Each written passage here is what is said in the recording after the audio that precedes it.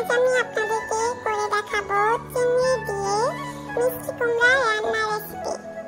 খুব সহজেই আপনারা এইভাবে রান্না করতে পারেন।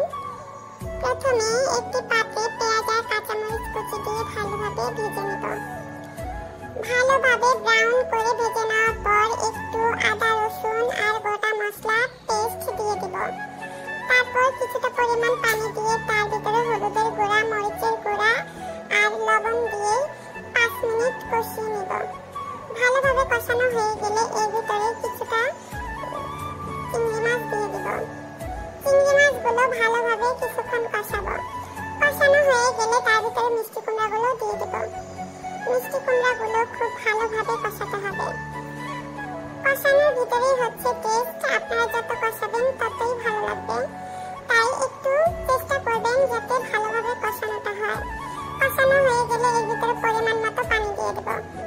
পানি দিয়ে কিছুক্ষণ নেড়ে চেড়ে ভালোভাবে রান্না করা হয়ে গেলে তার উপরে কিছুটা পরিমাণ ধনেপাতা কুচি দিয়ে দেব। তারপরে নেড়ে চেড়ে নামিয়ে ফেলব।